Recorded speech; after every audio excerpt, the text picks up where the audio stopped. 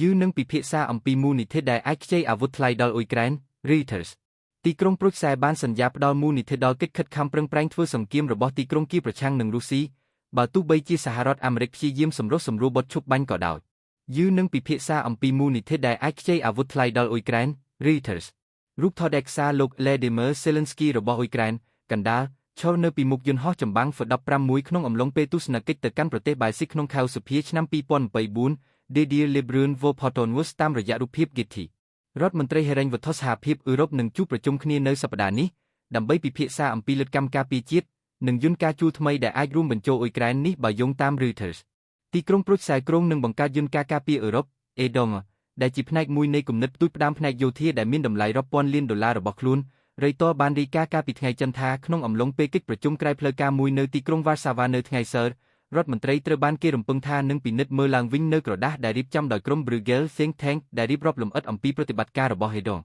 មូលនិធិអន្តររដ្ឋាភិបាលត្រូវបានរចនាឡើងដើម្បីមានដើមទុនផ្ទាល់ខ្លួនដើម្បីខ្ចីប្រាក់ប្រឆាំងនឹងនិងអាចទទួលបានប្រព័ន្ធអាវុធថ្លៃដើម្បីជួលដល់កងកម្លាំងយោធា EDA ក៏អាចពង្រីកសមាជិកភាពទៅកាន់ប្រទេសដែលមិនមែនជាសហភាពអឺរ៉ុបដូចជាចក្រភពអង់គ្លេស Norway និងអ៊ុយក្រែន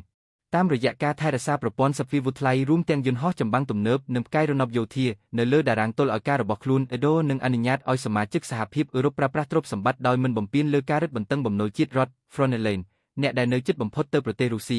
នឹងទទួលបានអត្ថប្រយោជន៍ពីការកាត់បន្ថយអត្រាជួលឧបត្ថម្ភទុនដោយការជឿទុកចិត្តដោយយកចិត្តទុកដាក់យោងតាមការមើលជាមុន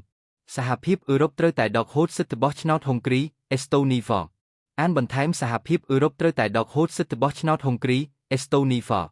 មេដឹកនាំសហភាពអឺរ៉ុបបានសន្យាថានឹងគាំទ្រអ៊ុយក្រែនប្រឆាំងនឹងរុស្ស៊ីបើទោះបីជាមានការផ្លាស់ប្ដូរគោលនយោបាយនៅក្នុងទីក្រុង Washington ដែលប្រធានាធិបតី Donald Trump មានគោលបំណងសម្រុះសម្រួលបទឈប់បាញ់ក៏ដោយវិធីសាស្ត្ររបស់សហភាពអឺរ៉ុបត្រូវបានរិះគន់ដោយសមាជិកភ្លុកមួយចំនួនរួមទាំងប្រទេសហុងគ្រីនិងស្លូវ៉ាគីក្រុមអ្នកប្រឆាំងបានចោទប្រកាន់ទីក្រុងប្រុចសែថាបានធ្វើឲ្យខូចសេដ្ឋកិច្ចសហភាពអឺរ៉ុបជាមួយនឹងទណ្ឌកម្មដែលមានបំណងដាក់ទណ្ឌកម្មរុស្ស៊ីនិងប្រថុយនឹងការកើនឡើងនៃអរិភាពហុងគ្រីបានប្រើអំណាចវេដូរបស់ខ្លួនដើម្បីទាញយកសម្បទានពីគណៈកម្មការអឺរ៉ុបនៅពេលដែលការសម្រេចចិត្តសំខាន់ក្នុងការគាំទ្រអ៊ុយក្រែនត្រូវការយល់ព្រមជាឯកច្ឆានទីក្រុងប្រុចសែមានគោលបំណងខ្ចីប្រាក់រហូតដល់800,000 លានអឺរ៉ូ 880,000 លានដុល្លារក្នុងរយៈពេល4ឆ្នាំសម្រាប់ការចំណាយលើវិស័យយោធាដោយអះអាងថាមូលនិធិនេះមានសារៈសំខាន់ក្នុងការរៀបចំសម្រាប់ការវាយប្រហារដ៏មានសក្តានុពលរបស់រុស្ស៊ីទីក្រុងម៉ូស្គូបានបដិសេធរាល់ចេតនាឈ្លានពានមន្ត្រីរុស្ស៊ីអះអាងថាជំលោះអ៊ុយក្រែនគឺជាសង្គ្រាមប្រុកស៊ីរបស់លោកខាងលិចដែលជំរុញដោយការពង្រីករបស់ NATO នៅអឺរ៉ុបកាលពីខែមេសាកន្លងទៅលោក Josep Borrell ដែលបន្ទាប់មកបម្រើការជាប្រធានគោលនយោបាយការបរទេសនិងសន្តិសុខរបស់ទីក្រុងប្រុចសែបានសង្កត់ធ្ងន់លើគោលដៅរបស់ EDA ក្នុងការកាត់បន្ថយការបែកបាក់ក្នុងការចំណាយយោធារបស់សហភាពអឺរ៉ុបដោយប្រកាន់យកវិធីសាស្ត្រអ្នកទិញតែមួយដូចមន្ទីរបញ្ចកោណលោកបានអះអាងថាលទ្ធកម្មអឺរ៉ុបទទួលរងពីទំនោរបម្រើខ្លួនឯងរបស់សមាជិកចំណែករដ្ឋនានានៅសហរដ្ឋអាមេរិកមិនមានការសង្ស័យចំពោះគ្នាទៅវិញទៅមកនៅពេលដែលវាមកដល់កន្លែងដែលអាវុធត្រូវបានផលិតអ្នកអានជាទីគោរព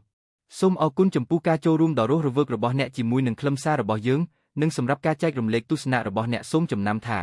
យើងបានបដូរទៅប្រព័ន្ធផ្ដោតមកថ្មីដើម្បីទុកមិត្តយោបល់អ្នកនឹងត្រូវចុះឈ្មោះយើងកំពុងធ្វើការលើការកែតម្រូវមួយចំនួនដូច្នេះប្រសិនបើអ្នកមានសំណួរឬសំណូមពរសូមផ្ញើពួកគេទៅកាន់